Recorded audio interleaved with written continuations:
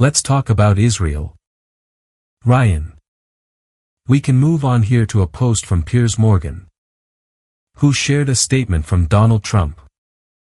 It's truly something. Trump posted on Truth Social yesterday, saying, "My representatives had a long and productive meeting with the Israelis today on Gaza. Israel has agreed to the necessary conditions to finalize the 60-day ceasefire, during which time we will work with all parties to end the war." He continued, "The Qataris and Egyptians, who have worked very hard to help bring peace, will deliver this final proposal. I hope for the good of the Middle East that Hamas takes this deal because it will not get better. It will only get worse. Thank you for your attention to this matter." You know, Ryan, when he signs his posts with, "Thank you for your attention to this matter," it just gives me a little chuckle. Even in these awful news cycles. And that's what we're talking about here. Because somehow, the situation in Gaza is only getting worse. Every time you check the news feed, it almost seems like you're going to see another report of 25, 30, 45, or 80 Palestinians killed in the latest strike, often at an aid center. We're looking at footage shot by one of our reporters in Gaza. It's of this absolutely beautiful seaside cafe, which was very popular among journalists because it had Wi-Fi. It's so clear just by looking at it that this would never be a militant location. Physically, you can't build a tunnel right next to the beach like that. You can see the shore from the cafe. This was a known place where journalists and, of course, families would go. This attack came about a month after they struck a Thai restaurant in Gaza City, which was also known for its Wi-Fi and had become a cultural hub for journalists. They struck that place directly, killing multiple journalists in both instances. In this case, the results were horrific, with more than 20 people killed. It just goes on and on. It's an absolutely ongoing genocide. And it's unbelievable that this continues. So, how serious is this ceasefire? After Trump posted that he had gotten Israel's agreement, there was a very long pause before the Israelis came out and said there was some optimism around it. They didn't even go all the way and confirm it. Now, they're saying maybe they're going to get there. A sign that some pressure is clearly being applied. Hamas, for its part, is saying they're open, as always, to any deal that leads to an end to the war. That has long been their position. They've even said they will turn over authority in Gaza to somebody else.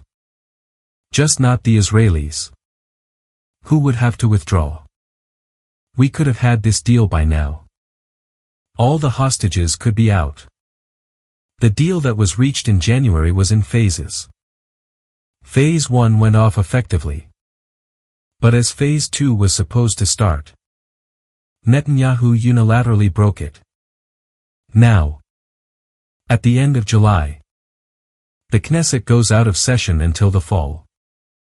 There's some thinking that Netanyahu wanted to wage war all the way up until the Knesset went out of session. Then, he could be pressured into a ceasefire and couldn't lose his government. Because even if Smotrich and Ben-Gvir quit, there's no Knesset to overthrow him. He would likely be fine for at least 6 months. Meanwhile, Trump has reportedly been trying to get judges to drop the corruption charges against Netanyahu, thinking that might be an obstacle. If Netanyahu feels a gun to his head that if he loses power, he's going to jail, then he might just continue the war indefinitely. In the meantime, there are other interesting developments in U.S. foreign policy. According to HuffPost, the Pentagon is halting some shipments of Patriot air defense missiles to Ukraine. amid concerns that its own stockpiles have declined too much. Officials and hawks like David French on X are calling this shameful. However, defenders of the move make a very legitimate argument: the United States' supply is running low for our own defense. As Dan Caldwell pointed out, the choice was either to prioritize equipping our own troops with ammunition in short supply which was used to defend U.S. troops just last week, or provide them to a country where U.S. interests are limited. David French and others seem to want to live in a world of no limits, where you can have endless amounts of shells and Patriot missiles to wage war anywhere, all the time. But that's not the world we live in. We have been emptying our warehouses, flying supplies to Ukraine and Israel, and now we're running low. It's a matter of physics and math. Are you mad at yourself for exhausting all your supplies, killing many hundreds of thousands of people? For what? Is the world better today because we killed those people? There's a connection here between Gaza and Ukraine. When the Ukraine war broke out, Israel, despite requests from the U.S. and pleas from Zelensky, did not send weapons. In a sense, they were recognizing that they do not have an infinite supply of Patriot missiles, which cost enormous amounts of money. Your whole strategy can't be based on winning every war in 12 days. And let's talk about Syria, because there's an insanely horrifying report from Reuters. While you always have to be skeptical of journalism in the region, this report is incredibly well detailed. It documents a massacre, connecting it to government forces, where people were slaughtered. This report emerged as the Trump administration lifted sanctions on the new Syrian government, and particularly on the very men singled out for these massacres. The backstory is complex. Regime remnants have become like gangs controlling territories, and the new leader, Golani's hold on power is extremely tenuous.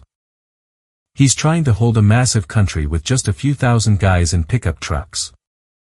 The recent massacre was reportedly carried out by a faction directly sponsored by Turkey. The violence was medieval. The Reuters story begins with a man's heart being literally cut out of his chest. It was the central government that eventually sent in troops to stop it. And now, Trump has lifted sanctions across the board, including on these two butchers who are known to be tight with Erdogan. That feels like it was an ask from Erdogan. You could lift general sanctions on Syria for reconstruction but keep them on these individuals. To lift those is a choice. And it would be fascinating to know what role Erdogan played and why the Trump administration agreed. This is happening while the new Syrian leader, formerly of Al-Qaeda, says he wants to start talks over a deal with Israel.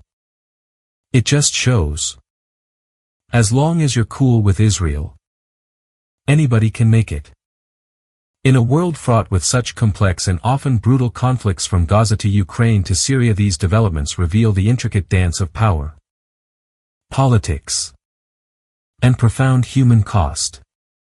It is easy to become cynical when faced with such grim realities.